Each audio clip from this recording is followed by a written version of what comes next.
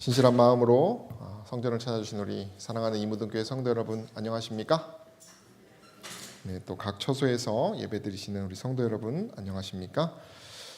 저희는 오늘 이 시간 7대 절기의 마지막 절기인 초막절, 우리가 오늘 찬미를 통해서 부른 그 하늘의 또 그 모습을 이야기하기도 하는데요. 이 초막절의 그리스도라는 제목으로 우리가 함께 마지막 절기에 대해서 또 연구해보는 시간을 갖도록 하겠습니다.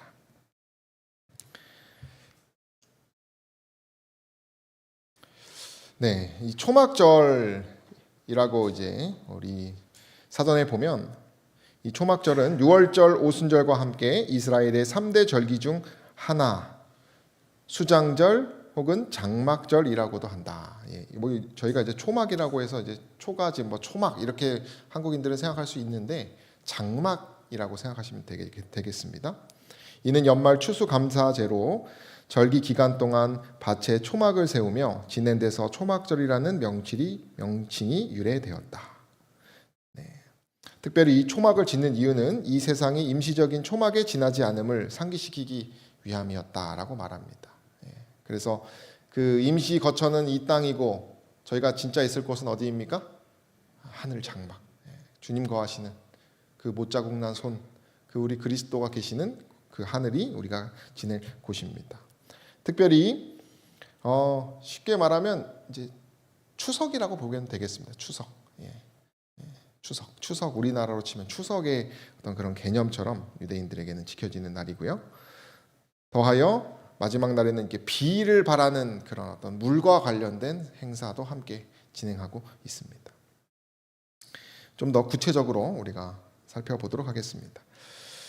유대 문화의 유대력에서는 이 초막절은 언제입니까? 10월 달입니다. 10월 17일부터 24일까지 7일간 이 초막절은 7과 많이 연관되어 있는 것이 많습니다.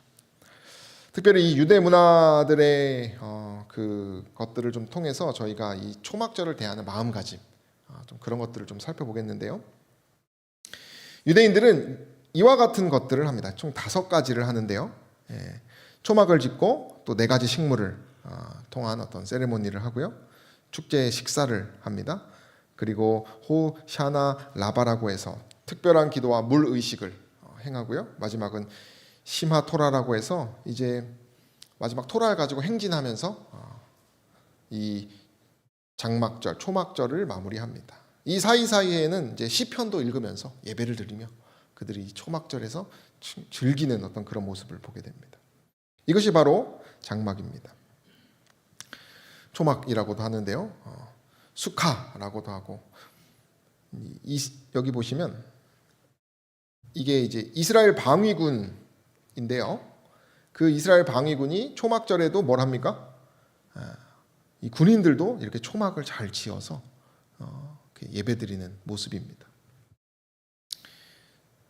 그들에게는 이 초막절은 아주 기쁨의 날이고 말씀드렸지만은 더도 말고 덜도 말고 한가위 같아라라는 우리 추석처럼 그들에게는 아주 좋은 행복한 날입니다. 더하여 이 초막절에는 추수감사절이기 때문에 모든 이제 곡식이 이제 물론 유월절에도 이런 어떤 보리를 가지고 이렇게 하는 것이 있지만은 그때는 한창 일해야 되는 시기이기 때문에 이 유대인들의 마음에는 마음이 바쁘대요. 그 절기를 충분히 즐길 수는 없는데 이때는 어떻습니까? 이제 가을 끝나는 절기거든요. 그러니까 충분히 일을 다 끝내놓고 수확을 다 끝내놓고 뭐 하는 것입니까? 정말 마음 편하게 이 예배와 이 축제 일에 참여할 수 있는 것입니다. 누가 이렇게 얘기하더라고요. 마치 대입 수능 시험을 마친 수험생의 기분으로서 그들이 이것을 즐긴다 이렇게 얘기합니다. 그래서 3대 명절 중에 하나로 이게 들어갑니다. 그들은 어쨌든 기쁨과 감사, 그 하늘에 대한 생각을 갖고 있습니다. 그래서 이 4가지 식물입니다. 이따가 이것에 대한 이제 특징들을 좀 더 살펴보겠고요. 또 이 4가지 식물을 들고 말씀을 읽으면서 이렇게 기도하는 그들의 종려나무 가주가 보이죠. 이제 이런 어떤 태도를 보이고요. 그리고 함께 모여서 맛있는 떡을 떼고 이때는 손님들도 초대하고 구원을 혼자 받는 것이 아니라 영혼들하고도 함께하는 그런 시간들을 보냅니다. 그리고 호샤나 라바라고 하는 이 뜻은 큰 구원이라는 뜻입니다. 그래서 그들이 이렇게 모여서 네 가지 식물을 함께 묶어서 의식을 진행하고 있고요. 축복을 구하는데요. 이 식물들을 흔들면서 기도를 합니다. 그리고 이때에는 아까도 말씀드렸지만 사전을 보면서 물과 연결되어 있다 그러지 않았습니까? 비를 바라는 기도, 특별히 실로암 못에 가서 물을 길어서 세레모니를 그들이 합니다. 그래서 지금 실로암에서 물을 길어오는 모습입니다. 그래서 그들은 이 실로암 샘으로 내려가는 행진으로 이 초막절 마지막 날을 이렇게 보내고요. 은병에 담아가지고 그들이 이제 막 은나팔을 불면서 마치 물 공양 같은 느낌입니다. 그래서 그들이 이제 금잔에 또 그것을 옮겨가지고 마지막에는 금 항아리에 물을 이렇게 성경에 보면 금 항아리에 물을 담았다는 표현들이 있거든요. 그런 이제 의식들을 그들이 따라하는 것이죠. 그래서 이 실로암에 있는 물을 길어다가 성전으로 운반하는 그런 세레모니를 하는 것입니다. 영감에 그래도 그들이 사막에서 반석으로부터 물이 흘러나온 사건을 기념하면서 실로암 못, 그 다음에 샘에서 금그릇으로 그들이 했다는 기록들이 있습니다. 그런 것들을 하는 것입니다. 그리고 그것이 끝나면 심하토라라는 걸 보면서 여기 보시면 그들이 뭐 합니까? 이제 깃발을 흔들면서 이렇게 토라를 이렇게 들고 다니면서 축제 길거리에 나와가지고 마지막 날을 보냅니다. 심하토라라는 뜻은 토라의 기쁨입니다. 성경 말씀의 기쁨이라고 생각할 수도 있겠고요. 어쨌든 그들의 이제 사이클 한 연중의 모든 구원의 사이클이 끝난 것입니다. 그래서 이제 다음 사이클을 또 기대하면서 그들이 이 축제를 보낸다고 합니다. 초막절이 어떤 느낌인지 아시겠죠? 초막절이라고 하는 것은 이러한 의미를 많이 가지고 있습니다. 영감의 글에는 다음과 같이 얘기합니다. 이러한 절기들, 초막절과 같은 기념일들은 백성들의 마음에 당신을 상기시켜 주도록 하는 것이 하나님의 목적이었다라고 분명히 얘기합니다. 그런 의미로서 우리가 바라볼 필요가 있고요. 그러나 당신 어떻습니까? 이렇게 같은 초막절을 그 당시에도 아주 성대하게 지냈습니다마는 그들은 목적을 잃어버렸다는 것입니다. 이 초막절이 표상하는 그리스도에 대해서 그들은 생각하지 않고 그저 자신들의 삶의 즐거운 유희로 보냈다는 것을 우리가 생각해 볼 필요가 있어요. 그러면 우리가 이제 유대 문화를 봤다면 이번에는 이제 성경적으로는 어떻게 역사가 있었고 또 교훈이 무엇인지를 살펴보도록 하겠습니다. 영감의 글에 보면 첫날 동이틀 무렵 제사장들이 은나팔을 길고 드높게 불면 화답하는 나팔 소리와 저희 장막에서 부르짖는 백성들의 즐거운 환호성이 들과 골짜기에 메아리치며 축제일을 환영하였다 이렇게 합니다. 이것은 당시 그 성경의 역사에 나오는 어떤 그런 장면을 묘사한 것이죠. 이 초막절은 그렇게 시작된 것입니다. 그리고 이 초막절의 기원은 신명기서에 잘 기록되어 있습니다. 너희 타작마당과 포도주의 틀에 소출을 수장한 후에 7일 동안 뭐를 지키라고 말합니까? 초막절을 지키라고 말합니다. 그리고 이 초막절은 내 하나님 여호와께서 내 모든 물산과 내 손을 댄 모든 일에 복 주실 것을 인하여 너는 온전히 즐거워할지라 이렇게 말합니다.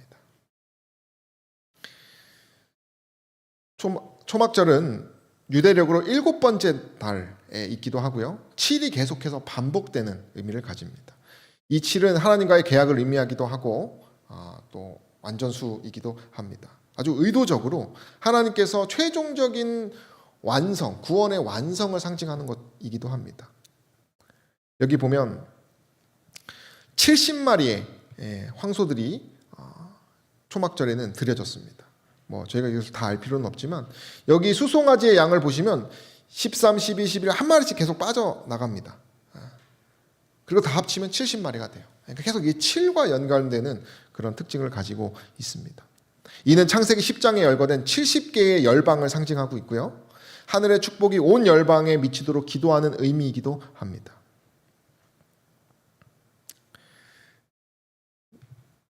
이것은 이제 초막절 동안에 70마리의 소들을 끌고 가는 그런 모습이라고 합니다. 더하여 이 초막절에는 하나님께서 4가지의 식물을 가지고 너희들이 즐거워하라 이렇게 말했습니다. 그것이 아름다운 나무 실과와 종려가지, 무성한 가지, 신의 버들입니다. 이것들이 무엇인지 좀 살펴보도록 하겠습니다. 아름다운 나무 실과 에트록이라고 하는 것인데요. 이것은 유과를 말하는 것입니다. 유과나무. 맛도 좋고 냄새도 좋은 것입니다. 이것은 이제 상징이 뭐 책마다 좀 다른데 어쨌든 제가 다 가지고 왔습니다. 하나는 가나안에서 거둘 열매를 상징하는 것이고요. 또 유대인들을 가리키는 상징이기도 한다고 합니다. 그리고 이제 이 아름다운 나무 실과를 이제 우리가 사람들로 이렇게 표현하는 것 같아요. 그래서 이 네 가지 식물은 네 부류의 구원받는 사람들을 말하고 있습니다. 그러니까 저희가 난 저기에 속해 있네. 그러니까 여기서 보면은 가장 좋은 것이 이 유과나무예요. 이 맛도 좋고 냄새도 좋은. 그러나 그런 사람만 구원받는 것이 아니라 이따 보시면은 좀 이것보단 부족하지만 그러나 하나님께서 기뻐 받는 그런 열매들이 있습니다. 마치 우리의 믿음, 우리가 어떤 믿음이 적건 크던 간에 우리가 죄가 많든 적든 간에 하나님을 믿음으로 다 각각 구원받을 수 있음을 상징하고 있는데요. 이 유과나무, 아름다운 나무 실과는 머리도 좋고 마음씨도 좋은 사람이라고 남대혁 교수님 얘기하셨고요. 또 레이 그 유대인 이제 그 유대인들의 그 문학 서적을 보면 토라를 배우고 그 뜻대로 실천하는 유대인이라고 얘기합니다. 또 하나의 식물은 종려가지입니다. 이것은 맛은 있으나 냄새가 없는 룰라브라고 하는데요. 이 종려가지는 흔히 볼 수 있는 나무입니다. 특별히 이 종려가지 나무가 사막에서 보이면 반드시 뭐가 있냐면 오아시스가 있다고 해요. 오아시스가. 그래서 광야를 지나는 사람들에게는 아주 생명과 같은 의미를 가졌는데요. 이 의미는 광야의 40년을 상징하기도 하고요. 풍요와 승리의 상징이기도 한다고 합니다. 이것을 이제 사람으로 빗대면은 머리가 좋아서 사회에 기여는 하지만 이웃 사람들과 잘 조화하지는 못하는 사람. 그러나 그도 뭐합니까? 구원받을 수 있음을 얘기합니다. 이것은 이제 유대인들은 토라를 배우지만 실천하지 않는 유대인이라고도 합니다. 아마 격려하는 의미를 좀 갖고 있나 봅니다. 이게 이제 어떤 사람이 그린 것인데 이 유과나무와 유과 그리고 종려나무의 모습입니다. 그래서 기다란 거가 있어요. 이렇게 식물을 이렇게 흔드는 거 보면 이따 보여드리겠지만 여기 있습니다. 여기 긴 거 있죠, 맨 왼쪽에. 그리고 세 번째는 무성한 가지입니다. 이거 화석류라고 하는데 하다심, 하다사 뭐 이런 나무라고 한다고 해요. 유대인들은 맛은 없지만 단 냄새가 나는 하다심. 가나안 땅을 상징하고요. 평화와 기쁨과 비옥을 상징합니다. 이것은 머리는 신통찮지만 마음씨가 고와서 분위기를 좋게 하는 사람이라고 합니다. 또한 유대인들은 토라를 배우지 않고도 그 뜻대로 실천하는 유대인이라고 합니다.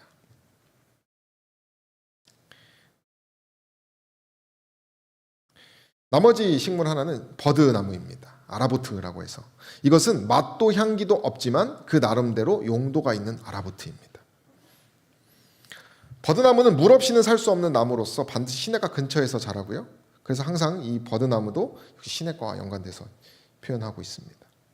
요단강을 건넌 기적을 상징하고요. 아무렇게나 버려둬도 뭐합니까? 잘 자라는 상징. 흔하지만 또 쓸모 있고 존재로서 가치가 있는. 그래서 이거는 어디로 보나 눈에 두드러지는 것은 없지만 그러면서도 우리 사회의 룰을 구성하는 데는 틀을 구성하는 데는 꼭 필요한 사람이라고 표현합니다. 토라를 배우지도 않고 실천하지도 않은 유대인이라고도 그들은 얘기한다고 합니다. 유대인적 관점에서는 이제 구원하고는 좀 상관없습니다. 그래서 그들이 왼손에는 유과나무를 들고 나머지 셋은 이제 오른손에 들고 이렇게 흔들면서 기도를 하는 것입니다.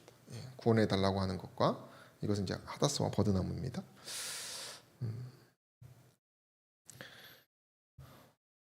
그리고 초막절 행사에서 가장 중요한 것은 역시 초막입니다. 초막. 레위기 23장에 보면 이스라엘에서 난 자는 다 어디에 거하라고 말합니까?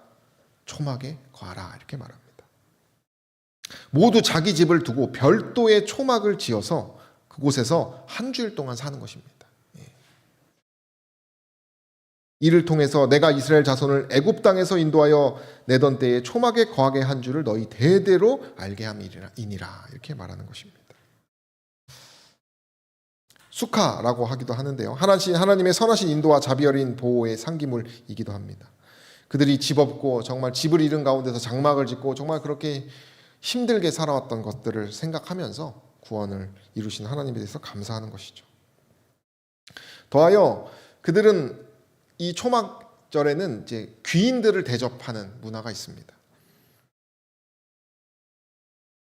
그래서 한 주일 축제 기간 중 매일 한 사람씩을 특별히 잘 꾸민 초막에 이렇게 불러가지고 사람들이 이렇게 초막절을 지낸다고 해요. 그래서 집이 없다고 하는 것이 불행한 것이 아니라 오히려 하나님의 집에 대해서 생각하고 보호하심에 대해서 생각하면서 그들이 용기를 얻는 그런 장면입니다. 여기 보면 그들이 이제 유대인들은 어릴 때부터 이 초막절을 지내가지고 그 아주 옛날 그 조상들의 그 마음이나 어떤 그런 신앙에 대해서 많이 배운다고 해요. 그리고 여기 보시면 이제 초막을 쉽게 짓도록 이렇게 좀 이렇게 구조물이 있는데요. 오늘날에도 아파트와 같은 공동주택의 경우는 초막을 지을 수가 없기 때문에 이렇게 베란다에다가 이렇게 초막처럼 이렇게 만들었다가 이렇게 내려서 쓰고 그런 절기들을 지낸다고 합니다. 그리고 어쨌든 초막은 좀 별을 봐야 된대요. 그래서 그것도 그런 이제 좀 개념도 필요하고요. 그래서 유대 법에는 집집마다 창공 조망권이 반드시 있다고 합니다. 이 초막절을 지키라고 하는 이유에서요. 그리고 이 초막절에는 신명기 16장에 보면 이스라엘뿐만 아니라 이스라엘 백성들뿐만 아니라 그 주변에 거하는 손님들 또 고아와 과부 그들을 다 초청해서 함께 즐기는 그런 특별한 의식들을 가졌다고 합니다. 이것이 초막절의 성경의 역사들입니다.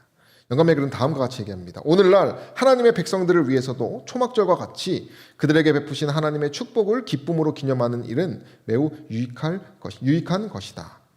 이스라엘 자손들이 하나님께서 저희 조상들에게 베푸신 구원을 기념한 것처럼 우리도 그분께서 이 세상과 흑암의 오류에서 우리를 당신의 은혜와 진리의 빛 가운데로 인도하신 여러 방법들을 감사하며 회상해야 한다라고 영감의 글은 얘기하고 있습니다.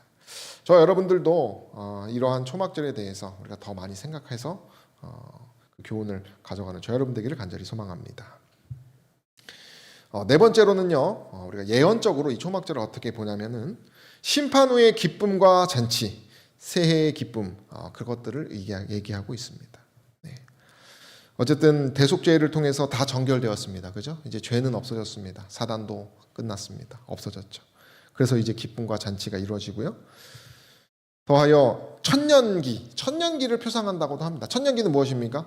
천기의 특징은 재림 이후에 천년 동안 왜 하나님이 사랑이신지를 구원받는 백성들이 확인하는 시기입니다. 의구심이 분명히 있을 수 있어요. 왜 그분이 안 왔지? 왜 내 가족이 안 왔지? 그죠? 하나님을 의심할 만한 어떤 그러한 부분에 대해서 분명하고 명백하게 확인하면서 하나님께 결국 찬양하는 그런 기간이 천년기죠. 그래서 천년왕국과 천국 생활, 더하여 천국 생활에 대해서도 이 초막절은 나타내고 있는 것입니다. 그래서 우리는 이 예언의 구속의 그 계획은 이제 마지막 이 초막절을 향해서 우리가 가고 있는 것입니다.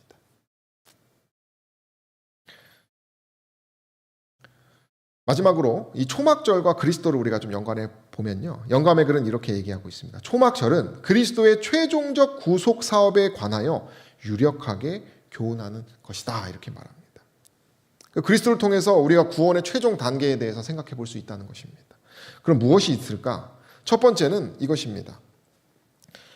함께 읽어볼까요? 하늘로 인도하시는 그분의 인자하심과 선하심입니다. 우리가 그리스도를 통해서 그 인자하심을 통해서 선하심을 통해서 어디로 갑니까? 장막을 지으러 간다는 것입니다. 지금 반석 위에 그리스도가 계시죠. 사막에서 반석으로부터 물이 흘러나온 사건을 누구를 표상하는 것입니까? 우리 그리스도를 표상하는 것입니다. 그들이 그 물을 먹음으로 어디에 갈 수 있었어요? 가나안 땅에 갈 수 있었습니다. 마찬가지인 것이죠. 계시록에는 그들이 하나님의 보좌 앞에 있고 또 그의 성전에서 밤낮 하나님을 섬김에 보좌에 앉으시니가 그들 위에 장막을 치시리니라고 예언하고 있습니다. 하나님의 장막이 누구와 함께 있습니까? 구원받은 자들과 함께 있어요. 하나님이 저희와 함께, 하나님이 누구와 함께 있어요? 믿는 우리들과 함께 거하신다라고 약속하고 있습니다. 초막절은 과거 역사에 대한 기념적인 축제일 뿐만 아니라 미래적으로, 정말 구속사적으로 마지막 최종 단계인 영광의 왕국에서 즐기고 기뻐할 우리들의 모습을 얘기하고 있다는 것입니다. 하늘에서 가질 장막절에 대한 표상이라는 것이죠. 영감회는 이렇게 얘기합니다. 초막절은 1년 중 마지막 모임이었다. 그때의 백성들이 당신의 선하심과 인자하심을 회고하는 것이 바로 그리스도를 회고하는 것이죠. 하나님의 목적하신 바였다. 온 땅은 그분의 지도 아래 있어서 그분의 축복을 받고 있었다. 그들이 이렇게 초막을 짓고 맛있는 떡을 뗍니다. 왜 그렇습니까? 이 축복을 생각하면서 하는 것입니다. 이 축복은 무엇입니까? 우리 함께 읽어볼까요? 밤낮으로 시작. 밤낮으로 그의 돌보심은 계속되었다. 햇빛과 비는 땅으로 열매를 맺게 하였으며 팔레스틴의 골짜기와 평원에서는 수확물이 거두어졌다. 감람나무에서는 열매를 따고 귀한 기름은 병에 저장되었다. 종려나무는 그의 저작물을 산출하였고 자줏빛 포도송이들은 포도즙 틀에서 밟혀 짜여졌다. 네, 그들이 이 땅에서도 축복을 얻고 사는 것입니다. 이것을 우리에게 대입해보면 어떻습니까? 우리가 어떤 제 친구가 그래요. 믿지 않는 친구인데 우리 세대는 가장 축복을 받은 세대라는 거예요. 네. 자기는 그것만으로 만족한대요. 네. 지금 자기가 살고 누리고 이 자유를 느끼는 것이 너무 좋다는 거예요. 믿지도 않는 친구가 그런 얘기를 하면서 하는 얘기를 들으면서 제가 많이 생각을 해봤는데요. 정말 하나님께서 주시는 수많은 축복들이 있습니다. 그죠? 우리가 이 사회에 살면서 경쟁 어떤 그렇게 해서 불행을 우리가 자초하고는 있지만은 우리가 다시 그걸 다 내려놓고 우리가 누리고 있는 것들을 생각해 보노라면 정말 이 땅에서 하나님의 은혜를 우리가 얼마나 받고 있는지를 생각해 볼 수가 있는 것입니다. 그들이 그런 것을 생각하면서 구원문에 대해서 생각했던 것처럼 우리도 우리의 갈 곳, 이 천년 왕국에 대해서 우리가 정말 이 하늘에서 하나님과 장막을 짓고 우리의 구원을 우리가 즐기며 살아갈 것에 대해서 생각하는 것이 정말 중요한 것입니다.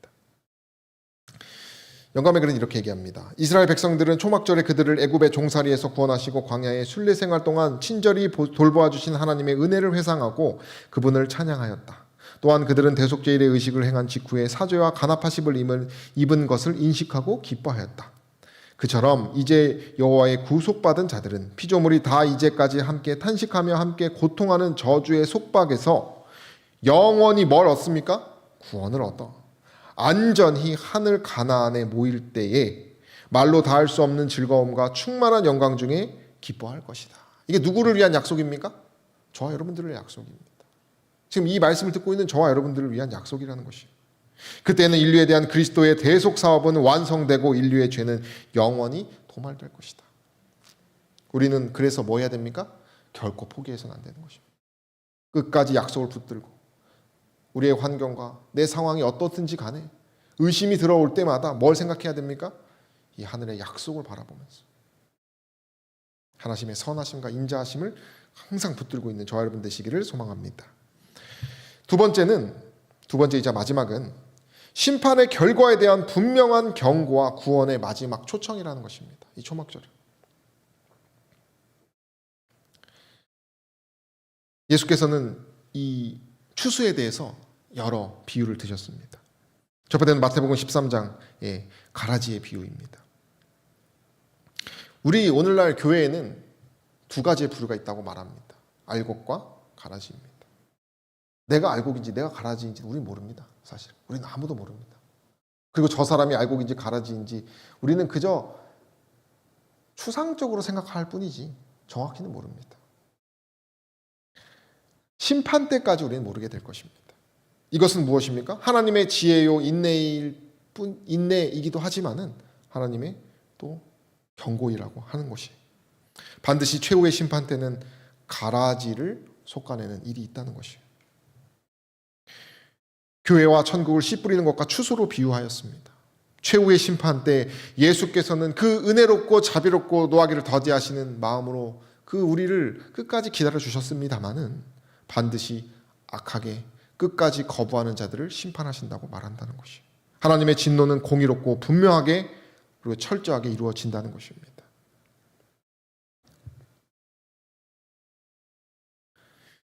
요한계시록 14장에도 역시 이 추수하는 이야기를 얘기하면서 낯든 그리스도의 심판의 모습이 기록되어 있습니다. 죄송합니다. 재림 때에 천국에 입성하는 자들이 있고 그렇지 못한 자들이 있다는 것입니다.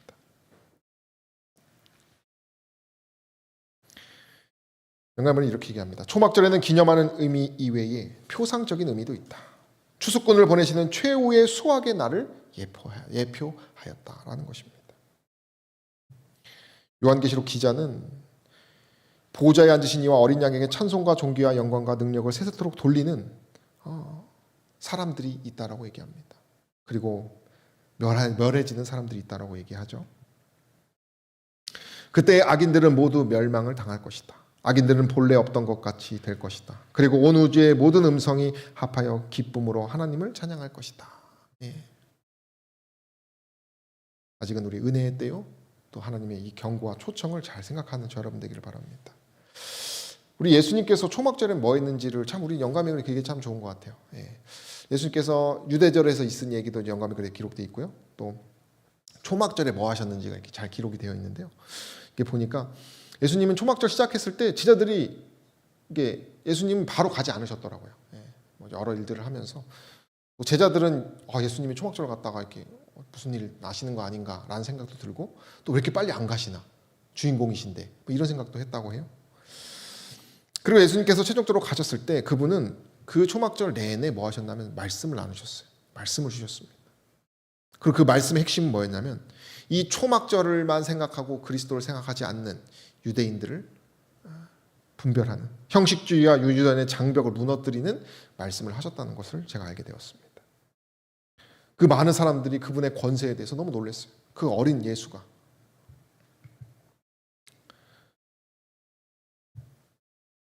더 구체적으로 이렇게 얘기합니다. 다양한 예증들을 사용하셔서 그는 청중들에게 그가 그들에게 가져다 주기 위하여 오신 그 축복을 거절한 모든 사람들에게 임할 재난을 경고하셨다. 예수께서는 그가 하나님에게서 보내심을 받았다는 모든 가능한 증거를 다 주셨으며 그들을 회개시키기 위하여 할 수 있는 뭘 하셨습니까? 모든 노력을 다 하셨다는 것입니다. 하나님께서는 이 초막절을 통해서 백성들의 마음에 당신을 상식해 주도록 하는 것이 목적이었습니다마는 그들이 그 목적을 다 잊어버렸기 때문에 예수께서는 모든 노력을 다 하셔서 그 초막절에 즐기고 있는 자들에게 뭘 이야기하셨어요?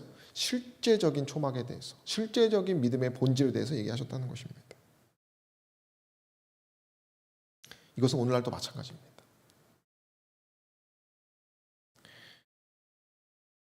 오늘날 많은 사람들이 유대인들처럼 속임을 당하고 있다. 종교적 지도자들은 자신들의 견해와 유전의 빛으로 성경을 읽으며 백성들은 스스로 성경을 연구하고 무엇이 진리인지를 스스로 판단하는 것이 아니라 그들의 판단을 버리고 자신들의 영혼을 그들의 지도자들에게 맡긴다. 예. 말씀을 고지곳대로 듣는 것이 아니고 성도들은 스스로 보지 않고 그저 지도자들이 하라는 대로만 한다고 하는 것입니다. 분명히 얘기합니다. 우리가 그것을 버려야 된다고 얘기하고요. 우리들은 모든 사람들의 가르침을 성경 말씀으로 시험해야 한다. 누구든지 순종할 수 있도록 진리를 알기 위해 기도하는 마음으로 성경을 연구하는 사람은 이라고 하면서 이 성경 연구에 대해서 깊이 얘기하고 있어요. 우리가 마지막 때 이 초막절은 추수하는 사람들에 대해서 얘기를 하는 것입니다. 추수할 것이 많고 일꾼이 적어서 추수할 거는 정말 많은데 정말 이 그리스도의 본질대로 말씀을 상고하면서 그리스도의 뜻대로 순종하면서 하나님의 그 나라를 전하게 애쓰는 것이 너무나 부족하다는 것이요. 우리가 이 교훈들을 다시 한번 생각하시면서 그리스도께서 우리에게 주시는 경고 이것을 또 생각하시고 그러나 또 초청과 그분의 선하심과 인자하심을 생각하시면서 우리가 복음을 전하는데 또 복음을 정말 사모하고 연구하는 데 부족함 없는 저 여러분 되기를 간절히 바라며 말씀을 마치겠습니다.